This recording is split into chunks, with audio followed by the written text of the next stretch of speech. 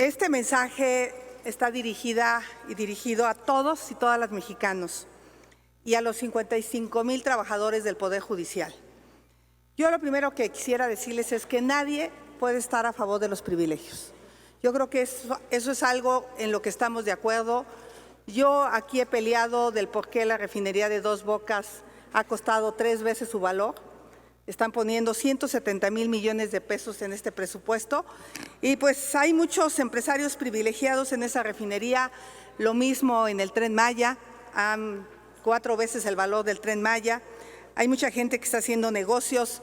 Tenemos a Nacho Ovalle, tiene el privilegio de seguir trabajando en el gobierno y ha hecho un quebranto por más de 15,000 millones de pesos en Segalmex. Y realmente creo que sería lo interesante, poder hablar de los privilegios de la clase política corrupta de este país. Y yo lo que propongo pues, es que hablemos y hagamos una pausa en este debate. Creo que se ha denostado a los trabajadores del Poder Judicial de manera innecesaria. No podemos meter en el mismo saco al pequeño trabajador que apenas gana 5,000 pesos al mes y tratar de pensar que es el mismo privilegio que pueda tener un juez, un magistrado o un ministro de la Corte. Creo que hubiera sido muy importante que el grupo parlamentario de Morena escuchara las historias de los trabajadores, se pusiera por un momento en sus zapatos y entonces quizá podrían tener una visión distinta a lo que aquí yo he escuchado. ¿Por qué no pensamos en las funciones sociales de la impartición de justicia? Yo creo que a todos los mexicanos nos conviene tener un poder judicial sólido, un poder judicial autónomo.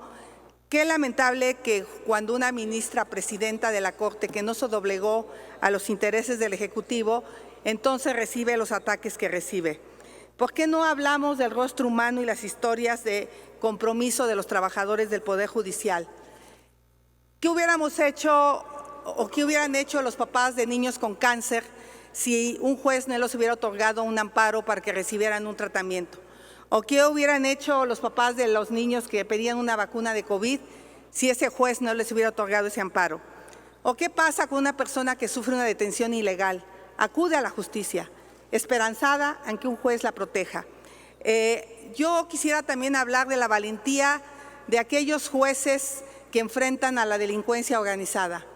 Qué fácil es decir por qué el Poder Judicial tiene casas en renta, pero imagínense llegar a una zona de conflicto como Culiacán, Sinaloa, desprotegido.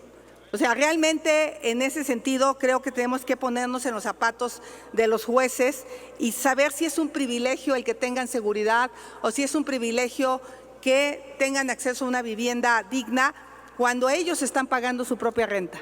Eso es algo que no se ha dicho.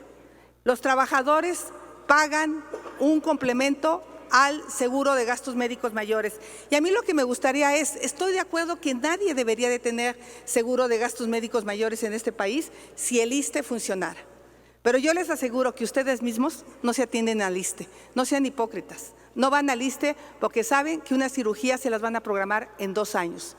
Los que son maestros saben de la situación por la que está pasando el ISSSTE. Mi hermano tuvo que operarse en particular porque le dijeron que fuera el lunes y se hubiera muerto de un infarto. Entonces sabemos que el ISSSTE no le está dando servicio a los trabajadores y sabemos que estamos lejos de tener la seguridad social de Dinamarca que nos ofrecieron.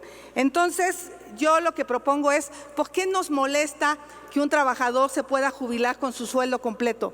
Mejor hablemos de todos los trabajadores que no se jubilan con su salario completo, porque el salario base en el gobierno federal es 1/5 parte del salario real. Entonces hay trabajadores que se jubilan con 5,000 pesos mensuales. Eso es injusto. Creo que más que hablar de privilegios tendríamos que hablar de todos los trabajadores que no tienen el privilegio de jubilarse con el salario real con el que cotizan.